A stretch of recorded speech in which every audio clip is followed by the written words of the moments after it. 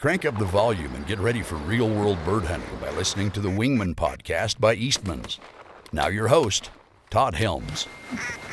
Talk about being on the X. Hey, sports fans, this episode of the Wingmen Podcast is brought to you by Black Rifle Coffee. Wow, Black Rifle Coffee. We'll talk about a meteoric rise in the world of coffee. They went from a small, little veteran-owned company to literally being on the floor of the New York Stock Exchange and as a publicly traded entity in a very short order. And I couldn't be prouder of being associated with Black Rifle Coffee. They make some phenomenal products. If you guys are like me, you love your coffee. You have a hard time even functioning without it. And they have a whole slate of products, but I'm going to talk about my favorite one. And they have all kinds of different roasts, and while they're all good, I am so partial to the JB roast, the Just Black. I am an old school dude. I still sharpen pencils with a pocket knife. I still take handwritten notes. I write love letters to my wife, handwritten ones. I do things the old school way, and a lot of people would say the hard way. I like to hunt waterfowl with a over and under shotgun. You can tease me for that if you want to, but I'm old school. And the Black Rifle Coffee Company's JB roast is an old school black coffee roast. It's just black. And I got to say, I have tried them all, and that one's my favorite. The JB roast from Black Rifle Coffee fuels us here at Wingmen, fuels me especially here at Wingmen. If you go sit in a blind with me, and I pop open my coffee cup, there's going to be Black Rifle Coffee JB in there steaming away on those cold days, keeping us hot, sharp, and ready to go for that next flight that wings into the decoys.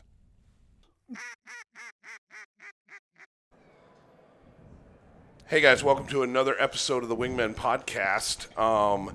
Again, third one for me from Hunt Expo, and I'm sitting here with Norman Peters from Wingmaster Outfitting and Expedition Northwest, right? Adventure Northwest. I can't keep that straight. I just like hanging out with you. I just can't keep where you. Yeah, Adventure Northwest. Yeah. This is the first time you guys. We hunted with you guys in Lacrete, Alberta. You've been on once before. Yep. Where we sat down with Kyler and this past September. Yeah. Yep. That was a fun one. But I wanted to jump back on, especially I wanted to do it here because I want your honest opinion of this spectacle called Hunt Expo. Oh, it's been amazing. It's been amazing. It's huge. Yeah, we've sold a lot of hunts, and it's the amount of people that come through here is incredible. Yeah, it's a little bit different. Than back home. Yep. yeah. We're used to a small town. Everyone knows everyone, and when you come to a place like this, it's the same, dude. It's the same for us. You know, yeah. Our town's like the same size as your town, and it's middle of nowhere, Wyoming. We come down here to the big city of Salt Lake, and you just kind of, whoa. Yep. But you guys have done exceptionally well. We at have. The show. Your first year here. First year here, and we're definitely going to rebook for next year. That's awesome. Yep. I'd love to hear it. So, give us. I mean, anybody that's seen the video of what we did last fall will be coming out shortly. We hunted bears and waterfowl with you guys. That's such a unique hunt. Give me the rundown on that again for anybody that's interested, because I think when we sat down and talked in September, you know, we were laughing and talking, and I just want to rehash that because I know for me I'd never done anything like that. It's a unique combo. Like when you tell people we're shooting waterfowl in the morning and bears in the evening, they're going like, "What? You can do that?" It's a very unique combo. So what we do is, we're the first farmland those birds hit. When they come off the Arctic, we're the very first farmland, and you're shooting at dumb young birds. They haven't seen decoys before. They haven't seen blinds or anything. So the waterfowl hunt in the first 2 weeks of September can be pretty exceptional.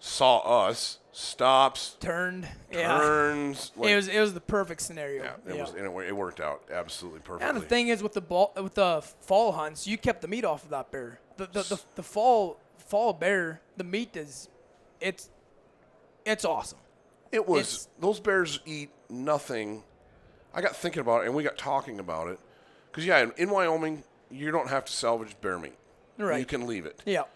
And I'd say probably 9 times out of 10 that leaving it's the right call. Yeah. It gets wormy, it gets nasty, Yeah. depends on what they've been eating. It's a total toss-up as to whether or not that bear is going to be any good to eat. That's right. And I've had it that way growing up in Michigan. It was the same way. Yeah. They're all fall bears there. But it was so different from bear to bear where you'd eat one and it was like you spit it out. It was gross no matter how you cooked it. And then you eat another one. It was fine. It was great. Yeah. And so you didn't ever know what you were going to get. But I'm sitting there talking to you guys and I'm looking at this bear as we're butchering it. And I was like, I want to keep this. They've been eating nothing but berries and oats. Yeah. Berries and grain. I mean, and I got to tell you that I have a freezer. I've got an elk, 2 mule deer, and a couple of antelope in my freezer with that bear. The bear's the first thing that is. Oh, really? I only got like one package left. Yeah. Yeah.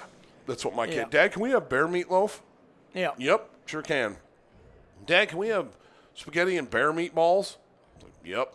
And this last year, we actually didn't start eating bear till 3 years ago. We ate a spring bear in bear camp with clients. Right. We threw it in a slow cooker, one of them crock pots, and threw in a bunch of potatoes, carrots, onions, and we put in a beef broth. Yeah. It was some of the best meat I've had. Sure. Yeah. They can be just absolutely spectacular. Yeah. So that was what I wanted, and we couldn't. The other thing that was kind of a deciding factor was at that point we weren't allowed to bring home any birds. That's right.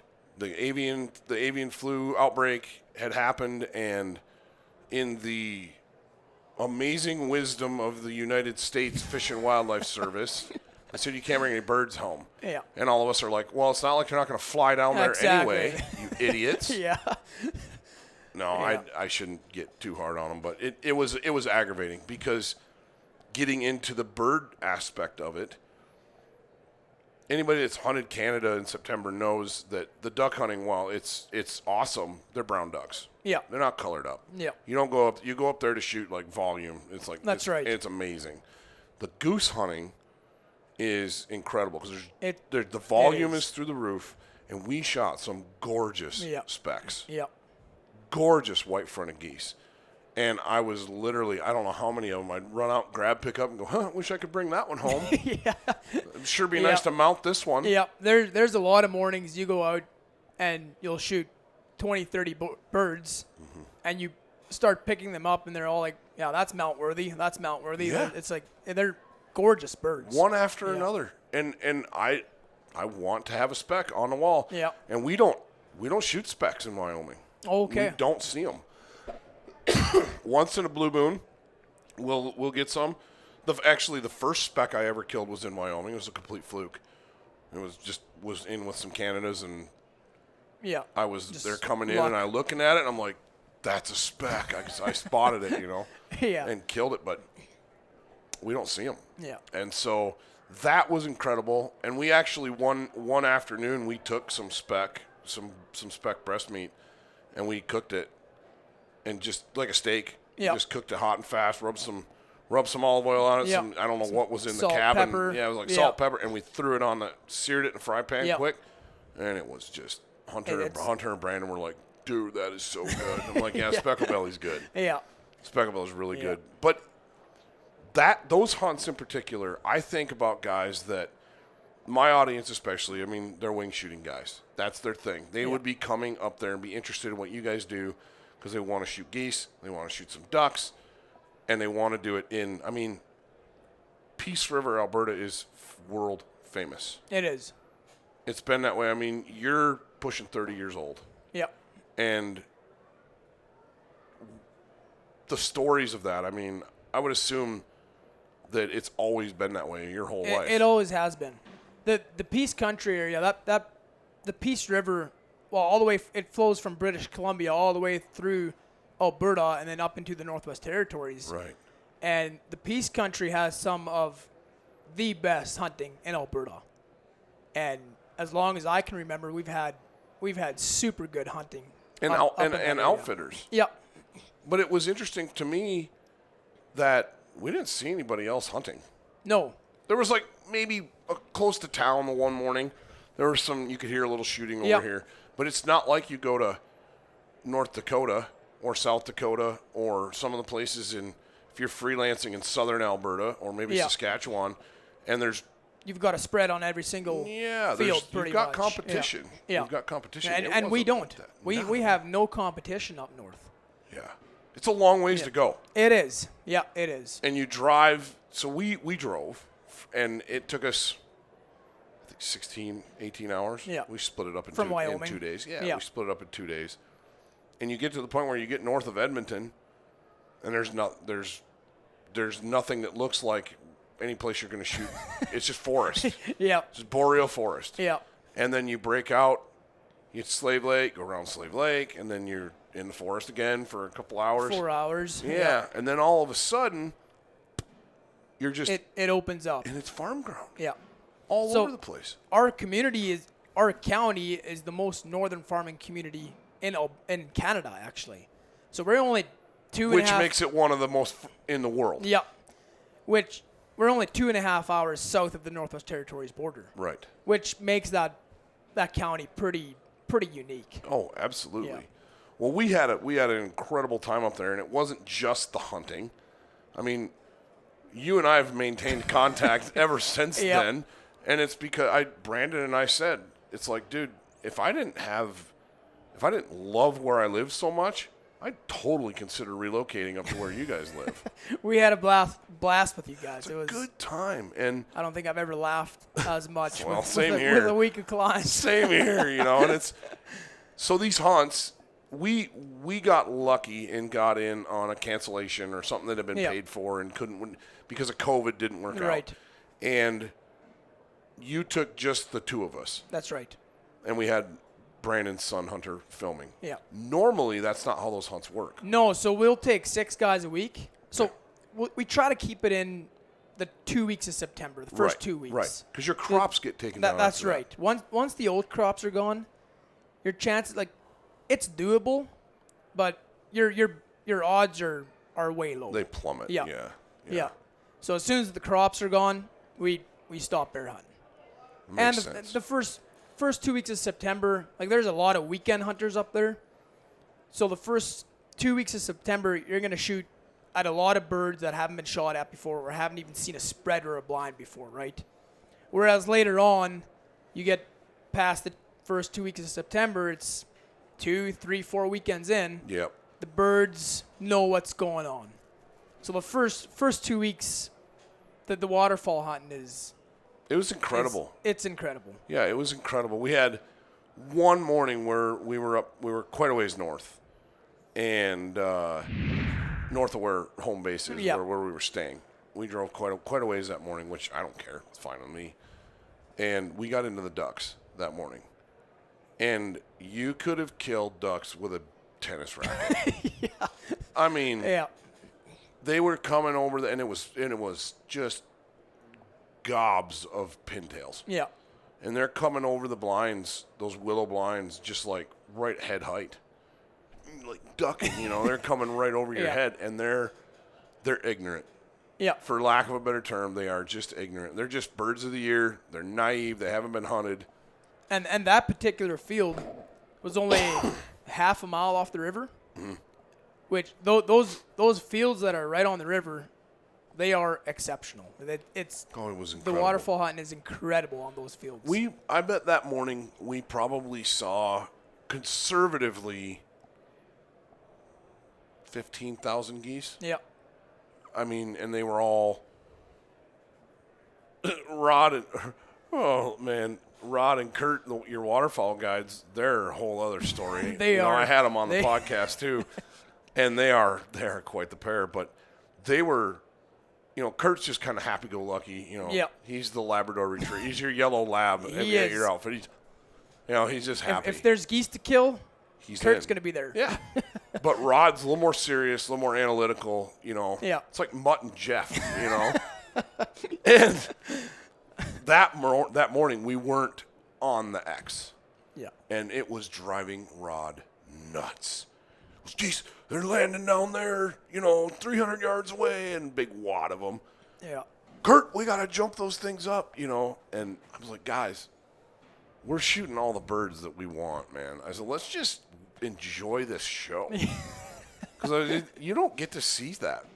You know, I'm not hunting waterfowl in Wyoming with any serious intent until after Thanksgiving, after the end of November. Yeah.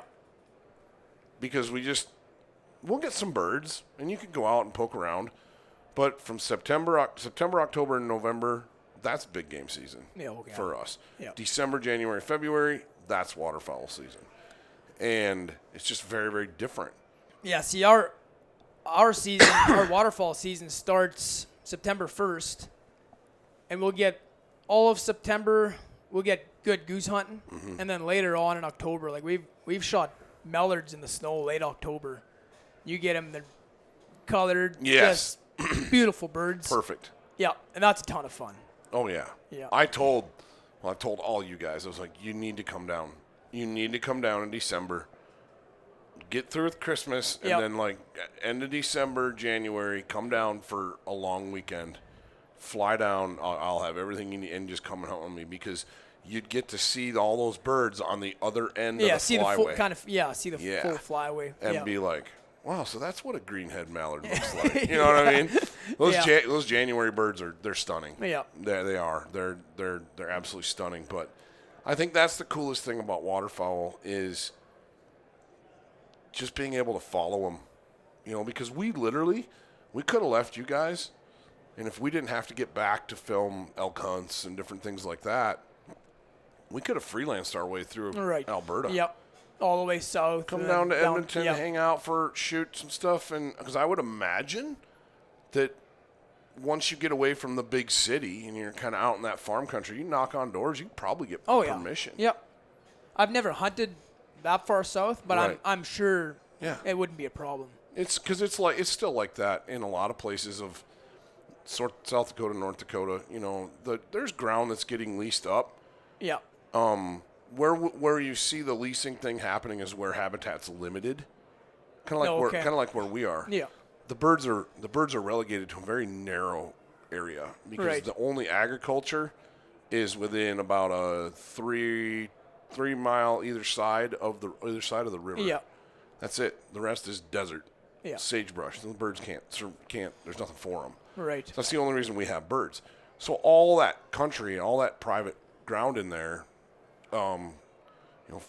for years it was just knock on the door and go hunt and get permission. You can still do quite a bit of that, but what's happening is there's becoming such a demand for waterfowl hunting that a lot of these landowners are getting overrun. Yeah. And you can't blame them for saying, yeah, you can hunt for $100 a day or $200 a day, or I don't blame them one bit. And see, for us up north, there's not nearly as many goose hunters around as there used to be.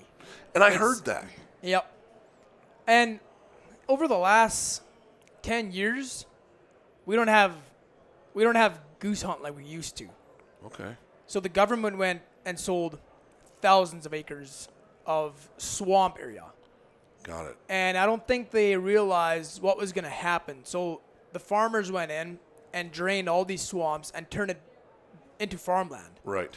So our wetlands, we pretty much had the river, and that was it. Oh, wow. Yeah, so a lot of those geese, you would see first 2 weeks of September, high flyers just heading south. They wouldn't even, you'd see the odd field with a couple hundred geese here and there. But, yeah, it's better now than it was 3-4 years ago.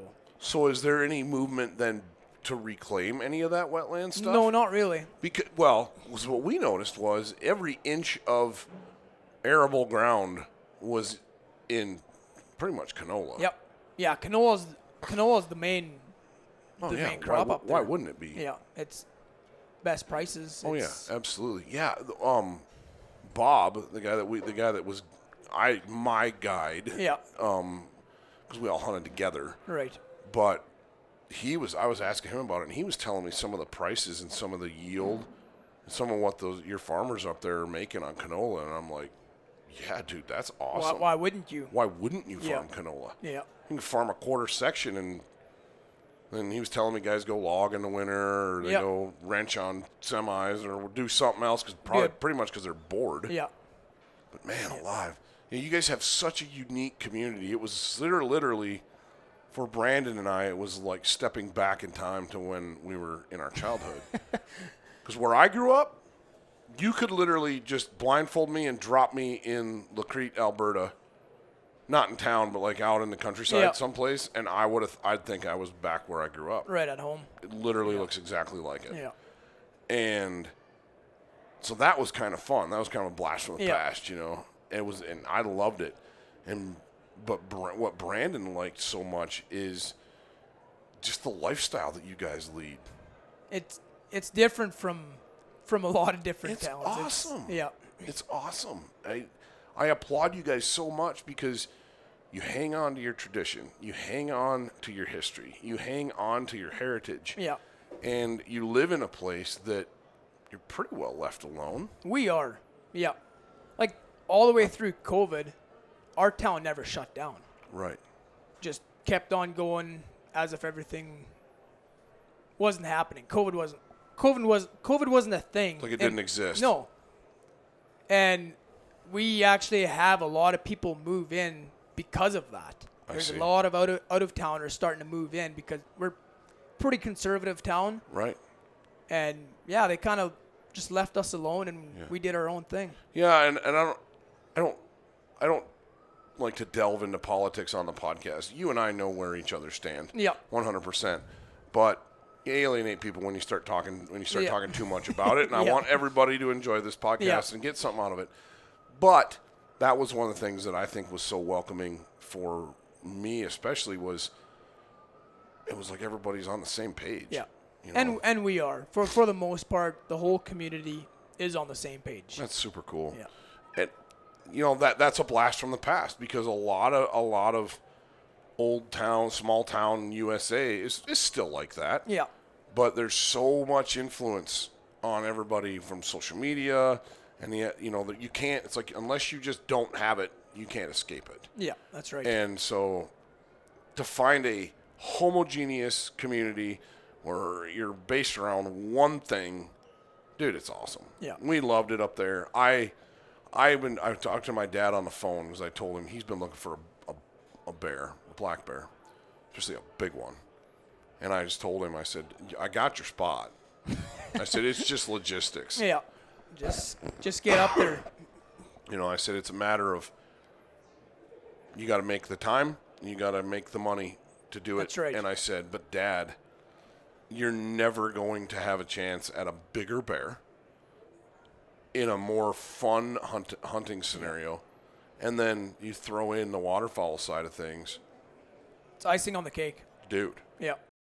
Hey gang, going to take a break and bring you a word from our sponsors. Hey guys, this episode of the Wingmen Podcast is brought to you by Sitka Gear.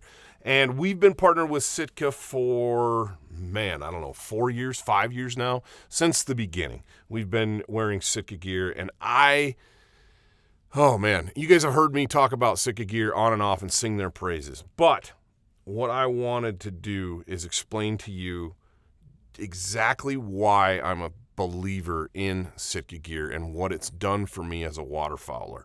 First of all, I grew up wearing hand-me-down clothes, wearing that stuff in the 80s and 90s where I was always wet. I was always cold. And so having good, high-quality gear that keeps me in the field until I'm ready to go home is vital. And it's just super important, and I appreciate it so much. And the folks over at Sitka just build the single best waterfowl clothing on the planet. The fit, the performance, every single piece is thought out perfectly, and it is performance driven. I think back to some of the hunts that we do out here just last season, as a matter of fact, hunting at 21 below zero on a late season goose and duck hunt. I was able to stay out there long enough in the field that I harvested my dream bird, which was a Drake pintail. That was using Sitka's boreal setup, both the parka, both the jacket, and the bibs. That stuff is built for the late season. But there's more to, obviously, Sitka's waterfowl setup or Sitka's waterfowl system, I should say, than just simply cold weather. I look at the Delta system, and it is designed to keep you dry even in the early season when it's warm and you might be working up a big sweat walking into your spot.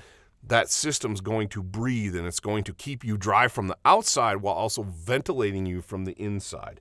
I've seen it on cold days. I've seen this exact thing happen with when I'm layered up with the Sitka gear. I start with either a synthetic or their merino base, and then I put on, a lot of times I'll just put on like either a soft shell or a puffy vest, and then either a soft shell or a puffy on top. The Dakota hoodie is one of my favorite pieces, but I've also used some pieces that are no longer in production, which is a high mountain hoodie. But I've seen the moisture get pulled off my skin through the layers and actually freeze as ice particles and frost particles on the outside of the clothing. Now what that's doing is it's telling me that sweat that I worked up in the morning going into my spot is getting sucked away from my skin, keeping me warm and keeping me dry and keeping me in the blind hunting birds. And I know a lot of guys that are listening to this podcast would go for the goose hunting. Yeah. And be like, I don't want to hunt bears, but I tell you what, go do it. Yeah. Go do it one afternoon, and you're going to be like, That's I a want lot to of do this fun. all the time. Yeah. Yeah. The other thing that I noticed, and we didn't talk about when I had you guys on in September, but it's been rattling around in my brain. Was the number of grouse that you guys have running around? You have rough grouse, and I imagine all over. spruce grouse too. Yeah, we have both. They're everywhere. They're everywhere. And they weren't flighty, but they weren't naive either. Especially rough grouse they flush. Yeah. And there was a couple of times I got pretty distracted by those grouse when we were hunting bears, and I'm like, I wish I had a judo tip, Yeah. In the fall time, we'll see flocks of 30, 40 flying So around. what would you say if somebody got up there, they're hunting geese in the mornings, and say they shoot a bear like first, second day? Yeah. What would hunting those grouse be an option for them? Have you ever considered that? No, we haven't. I'm not actually sure. There's really never guys that have asked for it since I've been part of the company, I guess. But I would have to see what the non-resident regulations and stuff is. Right. But yeah, I'm sure you could get a license for those. I would bet it's pretty liberal. Yeah. Up there, that's. I was looking at that and I was thinking to myself, if you had a guy with a bird dog, and I'm talking a lab, like a pointing dog. Yeah. Dude, I guarantee you could book hunts, especially later in the month. Later on. Because when we were there, it was pretty green. Yeah. And those they flush and they're just gone into the trees. They'll disappear. And what I think you guys could do, and it's something that you might want to think about, is do after your first 2 weeks, you could run combo waterfowl and upland bird hunts. Yep. Like goose and duck hunts and grouse hunts. Right. Get up, you hunt your birds in the morning, your geese and your waterfowl in the morning, then you go get a big breakfast or whatever. And then in the afternoon, you go out and you chase upland birds, chase grouse. Yeah, you could even do it like semi-guided where you're just with them because you know the ground, and they're doing they're putting their own dog on the ground and hunting. And I don't know what the regulations for bringing a dog into the country would be. Well, I'm sure you can bring them in. I know you see it all the time in airports and stuff. Do. So it's I know guys do because the guys that are DIYing it in the southern Alberta, they've got their They'll dogs. cross the border. Yeah. Yeah. Yeah. No, I don't think that would be a problem.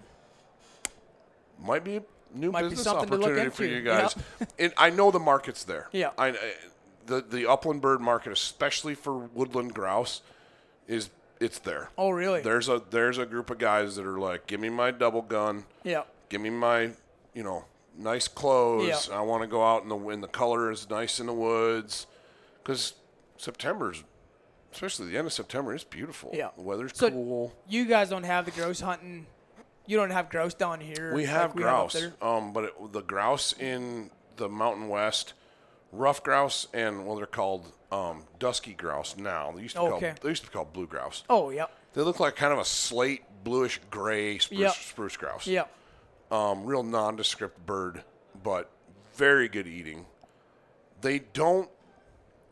Dusky grouse they're not flushers like rough grouse are. Oh, okay. They're more like a spruce grouse where Okay. they want to stay on the ground, Yeah. or they want to get up in a tree. Yeah. They don't just through the woods like a rough Okay. grouse will. But we have them, but the thing about it is those seasons overlap with all the archery big game hunts. Oh, okay. And so there's kind of some conflict. You know, Yeah. you hear the grouse guys really don't get affected by the archery elk guys Yeah. or the deer hunters. It's the other way around. You're out there with a dog and Yeah. boom boom, and you're flushing somebody's buck that they've been stalking all day right. long. Yeah. But there's not a lot of grouse hunters in the Mountain West. Oh, okay. They're more of an opportunity thing. Oh, okay. Where they're probably the same way for you guys. Yeah, it is, because we see them all the time. Yeah. And it's the same way. Usually we see them when we're big game hunting. Right. Like when you guys came up, Yep. you're hunting bears and you see them all the time, right? They were everywhere. Yeah. They were everywhere. Yeah, it's one of those things where I was looking at it and I'm thinking about what you guys do. You take 6 hunters first 2 weeks of September on those Right. on that combo hunt, and I was like, I think I said something to Bob about it, and I was like, dude, you guys could sell upland bird hunts up here. I know the grouse camps in Minnesota and in Wisconsin and even in Michigan's Upper Peninsula in the Northeast, Maine and New Hampshire, Vermont. Mm-hmm. That's big. Really? That's big time. Okay. Yep. And they're hunting birds that are pretty cagey. Yeah. Because they get hunted a lot. Yeah. But yeah, guys, something to think about. Yeah. It's I something we would can do it if look you into. called me and was like, "Hey, you want to bring a dog up, and we'll hunt geese in the morning, and you want to come up for a week and hunt birds?" Yeah, if I could get away that time of year, I'd do it because it's fun. And I think guys like you're a different breed of people. I don't know how to take that, Norm. The bird community are different people, in my opinion. The big game guys, I couldn't care less about a grouse or Right. or anything like that, right? Whereas there's certain people out there that'll travel across the world Oh, yeah. to shoot a bird. Oh yeah, there's Wait. lots of us. Yep. There's lots of us. Yeah. I had Bruce Pettet from the CEO of Leupold on yesterday, and it's 2 days ago. Doesn't matter. But he was talking about doing the Macnab, and the Macnab is where you go out in the morning and you kill a mammal, a deer, Yeah. and then you shoot a brace of upland birds. Okay. Where he learned how to do this was in Great Britain. So it was Okay. like a roebuck Yeah. or a stag, and then a pair of grouse, brace of grouse, and then you tie a fly from the hair of the deer and a feathers from the birds, and then you go catch a trout. Okay. And Yeah, so that'd be cool. Oh yeah, and he's done it. He did it in Oregon last fall, and he was telling me about it. And that's kind of those guys. Yeah. Like, yeah, if you told me tomorrow, hey, you want to go to Siberia and shoot capercaillie, I'm in. Let's go. We can get the papers. We can get there and back. Yeah. Probably Finland. I can get in and out of Finland easier than I can, Russia at this right now. But yeah, that bird guys they're just as avid as big game guys are. Right. They're about just their thing. Yeah. And it's funny because I think that the bird guys understand the big game guys because they're like, yeah, I totally get it. I totally understand why you would dedicate yourself to mule deer Right. or elk. Because there's bird guys that'll dedicate themselves to mallards, pintails, right? Dude, or waterfowl absolutely. or upland. Yeah. Absolutely. There's a bird not here. They don't have them here in Utah. I want to say they're only in Nevada. And if you're listening to this podcast and I'm wrong, email me, text me, message me, whatever, let me know. But there's a Himalayan snowcock. I've heard about that. They're in Nevada, and they live in sheep country. Oh, okay. And they're way up there. And they're very low density, and it's like you're hunting them like big game. I've heard guys will chase birds all week just to kill one. Like an individual bird. Just individual bird, and they'll chase it for a week. Like guys hunt a certain whitetail buck. Yes. And you're not shooting it with a deer rifle. No. You're shooting with a shotgun, Yeah. you know? So it's like you got to get close, just like bow hunters, you know? Yeah. But, yeah, it's amazing to me when we start looking at the vast amount of opportunity that's available to us in North America. We do live in one of the best. Yeah, man. I can take off and drive up to you guys' place. I can shoot world-class black bears and hunt geese, have the best goose hunting in the world, and literally hunt all the way back down and end up this time of year in Mexico shooting quail and coos deer. And if I had the money, You could sheep and mule deer, Sonora mule deer and whatever, there's so much opportunity. And that's just pretty much a straight line north and south. It is. Then you start going east and west. opens up a crazy. whole different. It's crazy. It's crazy. Oh man. So what's next on the docket for you guys? You're gonna go home tomorrow? Yeah, we're flying home tomorrow. We got 2 more weeks of baited wolf hunts in Alberta. Okay. And then, so Kyler's going to go do the SCI show down in Nashville. And I'll be starting to get ready for the spring bear hunts, black bear hunts in Alberta. And then March 2nd, we go up in the Northwest Territories and we go chase Arctic wolves for 4 weeks. Ooh. Yep. So you guys have, I know you've done well, and I'm not going to beg you for a number, but this show's been very good to you. It has. Which is awesome, and it couldn't happen to better people. Brandon and I are both like, yeah, I'm glad you guys are killing it. That's awesome. And I'm sure there's people out here listening to this podcast because we have a pretty good crossover audience with big game. The wolf hunt, those have got to be popular for you guys. They are. The Arctic wolf hunts are booked till 2025. What? Yeah. I think there's a few spots left for 2024 baited hunts in Alberta, but the wolf, it's a pretty hot topic right now. It is. And I think the reason that it's controversial, not the reason, I think the fact that it's controversial drives its popularity. It does. Yep. This year we've done really well this year. If it keeps going like it has all winter, we'll be breaking our record. Wow. Right now, I know there's a lot of different opinions out there. We've killed 36 wolves this winter. Right. The area that we live in, there's a lot of guys that'll tell us, well, you need wolves in your area, which I won't disagree with. Sure. But our area is overrun with wolves. We can shoot 50 wolves one winter and we'll kill another 50 the winter after. Kyler's wife was telling me they were in the backyard. Yep. Yeah, so we actually snared 4 wolves right behind Kyler's house this winter. Which is, he's not the only one that lives out there. There's lots of other people that live out there. Yeah. That's crazy. So that's a classic case in point because Idaho's fighting that battle. I would say out of Idaho, Wyoming, and Montana, Idaho probably has the hardest time with their wolves. Right. For some reason, I don't know what it is, but they have a boatload of wolves. In Wyoming, we had, when the state gained management of the wolves, they set up a buffer zone around Yellowstone National Park that you could only shoot 2 wolves. And there was a quota. Yeah. And when that quota was met, they shut it down. And it's like, okay, I have no problem with that. You want wolves in that corner and around the park? Okay, they're wolves, man. They're not going to stay in the park. That's just it. But we don't want them expanding greatly, right? Yeah. And so outside of that buffer area, it's a shoot on site 24/7, 365. They're no different than a coyote.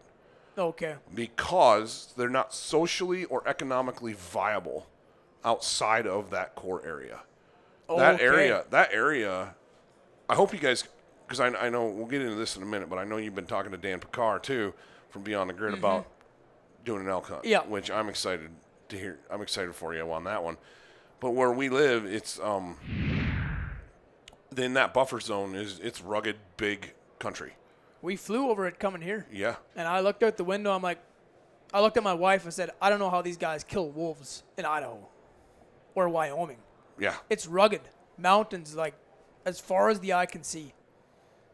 And that's a problem. Yeah. Because they can reproduce by the thousands. Colorado's in for it. They are in for it. Go ahead. They're stupid. I'll just put it that way. They opened a can of worms 5-10 years down the road. They wish they never opened. I think the same thing. You will see the elk population in that state go to nothing. Which is the biggest. It's the biggest elk population in the world. Yep. They have more elk than anybody else, more than some states with multiple states combined. Yeah. We've said the same thing. Guy Eastman has said as much. He's like, they're going to be in trouble. They're going to be in trouble.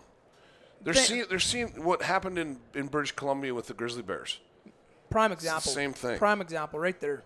It's the same thing. They're getting, the wolf was different than the grizz, but same thing. They're getting into camps. They're getting into outfitters' cabins. They're attacking people. Yeah. And it's not because of the population that they shut it down. It was by public vote. This is what it was. Feelings. Yep. Emotions. Yep. And the state of Colorado, I'm not sure what they've got in mind or why they're doing this, but we know firsthand what's going to happen. If those wolves take off, it's out of their control. Can you imagine where you live if the government of Alberta said no more wolf hunting? We are going to protect wolves, and if you're having a problem with wolves killing livestock, we'll send in a government trapper to take care of the situation. How fast would things get out of control? Give it a year or two. Really? Yep. They reproduce that quickly. Oh, yeah. We had a farmer. He was cultivating his field, and we've got a bait on the back of his field. And he said he's seen a female during the summertime with 8 pups. Wow. So you can only imagine there's 3-4 females in a pack, and they all reproduce like that. Well, 8 pups, that's a full pack by itself. Right. And if in our area, if they shut the wolf hunting down, the moose, deer, ungulate in general, they'd be gone. They'd be gone. Yep. And I think, my opinion, you're going to see that in Colorado in the future. Well, the interesting thing for me is, so the argument is that, when they'll balance it out. They'll balance there's the aspens in Yellowstone are regrowing because the wolves have trimmed down the elk herd to an acceptable level. It's propaganda. Yep, it is. It's 100% propaganda. And because those wolves aren't going to stop reproducing because they ate all the elk. No, they're not. They're going to switch to eating mice. They're going to switch to eating whatever they can eat. There's always something else for a wolf to eat. They're going to eat each other. Yep. That's what nature does. And unless it is managed, we don't live in the Garden of Eden. You know what I mean? Yeah. It's kind of like we live in a world that we're supposed to be taking care of. We're stewards of. Right. And we're supposed to be managing it. And I don't know, man. It's interesting. I agree with you on the Colorado thing, and I know we are way out in left field of anything compared to the Wingmen podcast. So if you're still listening to this, thank you. Bear with us. But Norm and I are passionate about this, and being a big game hunter and a wing shooter, I make no bones about that. I love both. Yeah, it is something that's near and dear to my heart. It really is. Yeah. Where I look at it, where we are, and I have watched our elk population in the state of Wyoming when the wolf numbers really started to plateau. You watch the elk herd decline precipitously. I mean, the bottom fell out. Yeah. Now, Wyoming has done an incredibly good job of managing their wolves down to an acceptable level where we have wolves on the landscape. They're viable. You can see them. You can hear them. They're out there. But there's not so many of them that they're eating everything in sight. Everything in sight, yeah.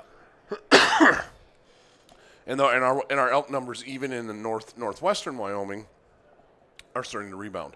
Idaho's fighting a very different problem, where they're inundated with wolves, man, and their ungulate populations are hurting. Well, Idaho is going to have to do something. They are. Wait, I mean, they're doing as much as they can do. Yeah. As much as they can do. But it's how do you manage wolves in terrain like Idaho? That's the hard part. That's the hard part. You guys hit the nail on the head, because where you guys are hunting wolves and selling your wolf hunts, you're not hunting them in the mountains. No, we're not. You're setting them up in the bush. On the fringe of the bush. farmland. Yeah, exactly. Yeah. You're baiting them. Do you ever call them? We do every now and then.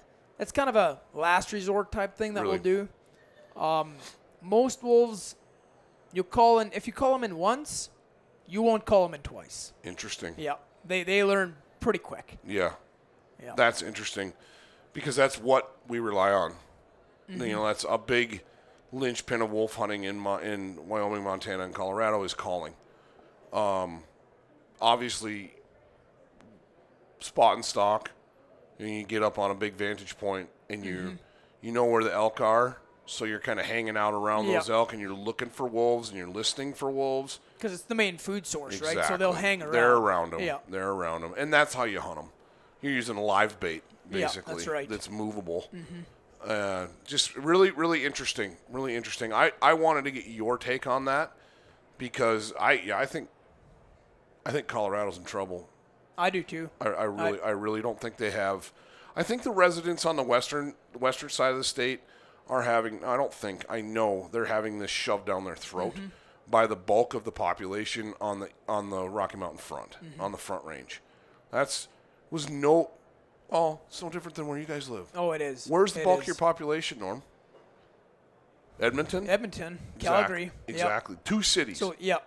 2 cities. It was the same way where I grew up in Michigan. If Detroit wanted it, Detroit got it. Yeah. You know, if Denver wants it, Denver gets it. You know what I'm saying? Denver is in big terms, you know, that area. Yeah. But that's tough, man. It is. And I don't know. They're in trouble. Are you guys seeing wildlife management by referendum like we are down here? No. That's how this wolf thing happened. They put it on the ballot as a referendum. It wasn't something that the legislature did. Oh, okay. It was we're gonna get petition. We're gonna petition people and get enough signatures that this is gonna get on the ballot, and we're gonna vote this in. It did not go through wildlife management channels. It was a straight public vote, public just vote. like Just BC like the with the Grizzlies, yeah. just like British Columbia Yeah. Grizzlies, same thing. And you guys aren't seeing it's stuff like that ridiculous. in Alberta. No. Well, I know that I think the caribou, the new Democrat Party, they pushed the caribou up north in our area. That was kind of their goal when they got voted in. It was kind of part of their campaigning Agenda. thing. Yeah, agenda. But other than that, no, it's not like you guys. That's interesting. Yeah. That's interesting. Yeah, you know, we're sitting here at Expo, and then we're looking out. We're in a booth, plexiglass booth, and looking at all these people. And I love the show because it's like, these are our people, man. These are our people. They're hunters, man. These are hunters, and we might not all agree on everything. And you guys have got competitors here. Mm-hmm. We've at Eastman's, and we have competitors here. Mm-hmm. But at the end of the day, we're all united under the banner of hunting. We are. And hunting is conservation. Hunting is, it's so much. You know, the deer tag, Arizona deer tag last night went for $775,000. It's insane. $750,000 for a deer tag. Yeah. And that money goes into conservation. Which is I'm sure not all of it, no, but the bulk of that money is going to go into conservation. Mm-hmm. I think about the number of guzzlers that they can put in, you know, watering stations for that amount of money. You know, the number of habitat restoration where they can take out junipers and dude, it's to see someone loving that, like mule deer, is conservation for mule deer, right? Yep. And to see someone donate that amount of money just for a certain animal is incredible. It is. It's incredible. It is. You know, and we could take that back to Ducks Unlimited and the number of acres that they have put into habitat restoration. That equates to birds that we get to hunt in the fall. I mean, it doesn't matter if it's DU Canada or DU United States. Yeah. Same program. It's the same program. Yeah. And I don't know, man. I love being here because I get to talk to lots of different folks, and everybody's here for the same reason. It's because they love to and hunt. you know, and it's encouraging. 95% of the people, like you said, these are our people. Right. You know, we kind of all got the same mindset, right? Mm-hmm. Which is, you just feel at home here. Yep.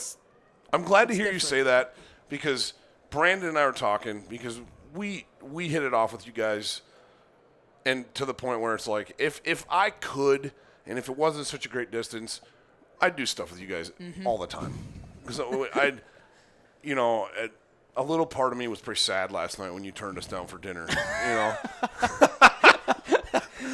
I was kind of like, oh, man, I want to go eat dinner with those guys again. But you have your wives here with us, and you don't, I mean, I'm not being mean, but you don't get to come to the big city very often. No, we don't. You know, and neither do we. Yeah. So if my wife was here, we need to go out and see the sights a little bit too. And that's cool. I'm glad you guys got to do that. But, oh, man, I hope that I can get my dad up there. So with these combo hunts, you're booked for 2023.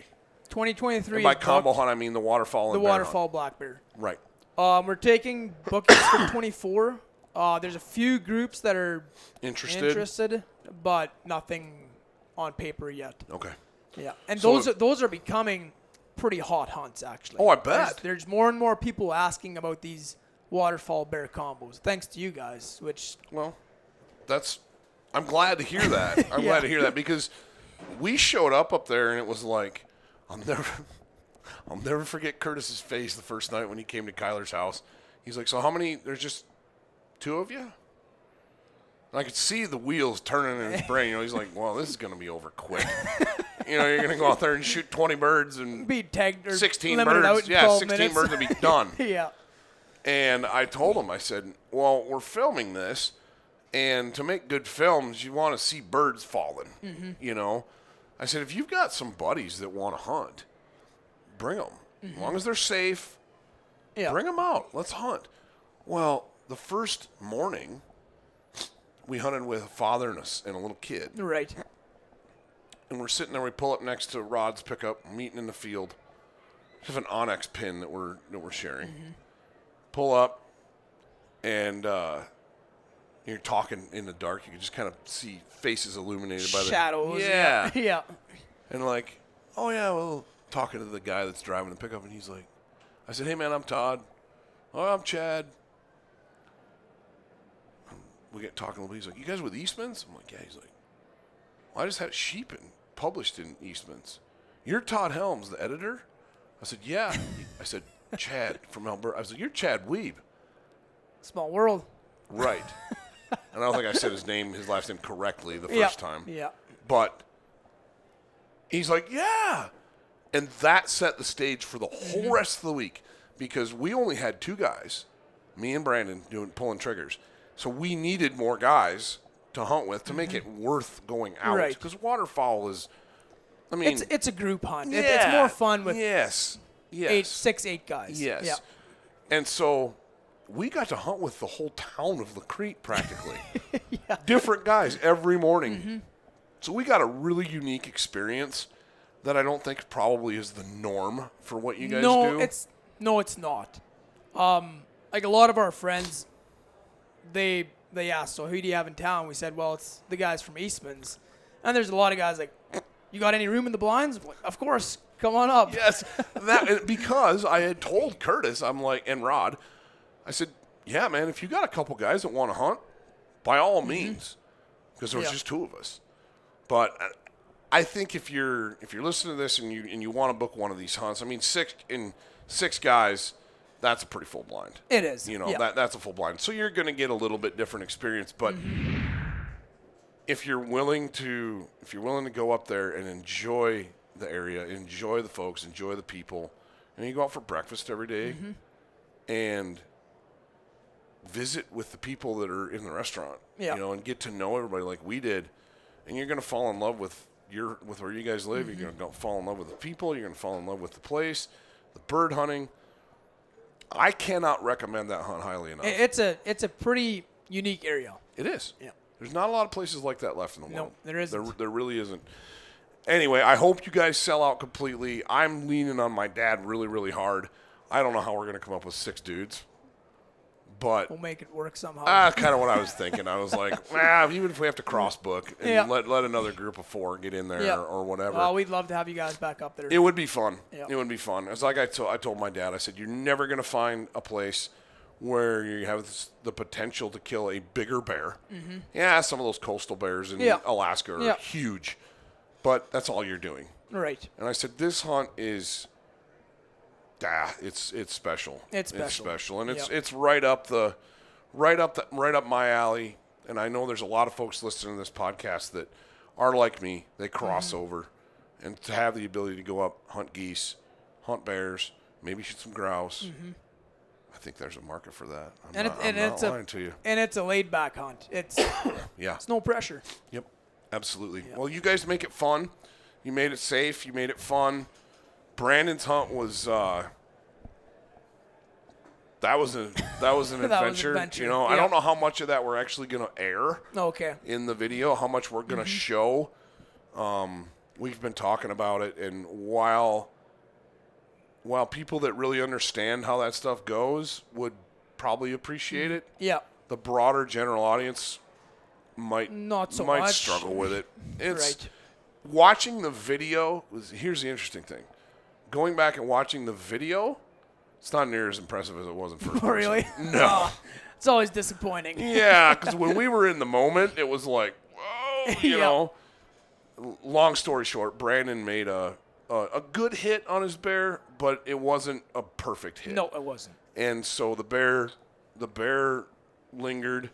We had rain that we were dealing with, so we actually lost blood. Well, we tracked the bear into that really thick windrow, and got in there, and it was popping its teeth at us and making noise. And growing up and being around a lot of bears, I knew what the score was. I knew what was going on. And you turned around like, we need to go. Yeah, we need to back out now. And I think what happened was that pushed that bear out. It did out into the next strip of oats. Yeah, and it would have died out there. It would have died. But we found blood the next morning. Actually, Bob spotted the bear, pick its head up. And it's funny because I was like 3 feet. If I would have taken 2 more steps, I'd have found that blood trail. Like, I was right there. And then we were able to finish the bear out there, and it was intense. It was intense for a black bear. It was pretty intense, because we're down here. We're used to dealing with grizzlies, and it's kind of like black bears. Like, it's a black bear. Yeah. But I tell you what, I was talking to a guy yesterday, actually. Again, we're way off track, but it doesn't matter. I was talking to a guy yesterday, actually, who elk hunts in the same general area that I elk hunt in. And they killed 2 black bears last year while they were hunting elk, both of them being aggressive. Okay. And I was talking to a Forest Service ranger down there as I was breaking my camp down last fall, and he said that he had more bears last year, more reports of aggressive black bears, black bears getting into people's camps. And this is an area that's highly recreated in. Okay. And those bears are normally very, very shy. You don't see them. So why do you think that is? COVID. So what they saw in Alaska, in like the Brooks Falls, the bear viewing station, were those bears acting very, very differently after COVID, because they had a complete year of no human presence. Right. And they were doing things that they had never seen bears do before. Like the hierarchy shifted. There were juvenile bears feeding in places that normally they'd never be able to get into. The big dominant bears. So it was almost like the pressure that human presence puts on all of the natural world dictates how they behave. And so for those black bears down that I was just talking about, and it happened in the mountain range to the east of us in the Bighorns too. There were more people in those mountains recreating, leaving behind garbage, leaving behind food and things for those bears to get into. And so those bears got used to, well, I can sneak in there. There's nobody there. Right. I can sneak in there and I can get that. It's the typical bear behavior where it is. If they can equate it with food, they're going to exploit it. Yeah. It's just the way they are.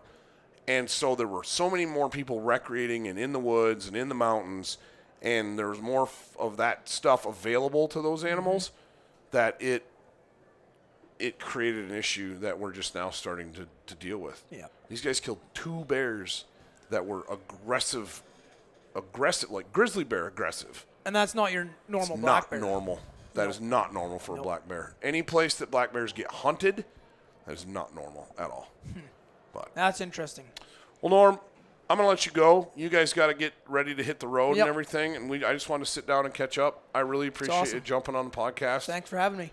If you guys get a chance to come down next January, I'd love to put you in. We're coming down for this show again in January.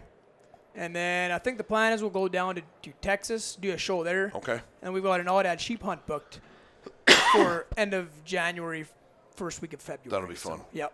That'll be fun. Really looking forward to that hunt. Super cool, man. Well, this has been great. We're just over an hour, and time flies when you're having fun. Exactly. Well, cool. Well, thanks again. And if people want to check these hunts out, what's the best way for them to do that? Our website, www.wingmasteroutfitting.com. Okay. All the information is on there. Contact info, everything's on there. So. And you still have some openings for 24, you said? Yep, we do. You got some interest. So if you're even thinking about it, call. Call us, email us. Yep. Yep. Get a group of guys, get a group of your buddies together. Go to La Crete, Alberta, and do this hunt. You guys are not going to be disappointed. The goose hunting is world class, and the bear hunting is world class too. And you're going to be, I guarantee you, even if you're kind of on the fence about bear hunting, trust me, these guys knock it out of the park, and you're never going to have a better opportunity. So, Norm, I appreciate your time. Thank you, for having sir. Me. Yep, absolutely. Good to see you again. Yeah, you too, man. It's always a good time. Yep. So, all right. Well, Norm's a big game guy, so I'm going to change my question, my closing question. Instead of we're going to focus it away from birds, because I usually ask, if you could only hunt one bird one way, what's it going to be? I'm going to ask you, if you could only hunt one thing one way, what's it going to be? It's mule deer. I'll say rats at the dump. Not quite. It's mule deer. Mule deer. I love chasing big mule deer. You shot a heck of a buck last year, whitetail. Yeah, I did. Yep. But yeah, it's mule deer in general, but mule deer is it's one animal I love to chase. That's cool. Yep. That's super cool. Well, you're in the mule deer mecca of the world right now. I mean, it doesn't get much better than this. Yeah. So cool. Well, thank you, sir. I appreciate it, and we're going to wrap this up and go home. Sounds good.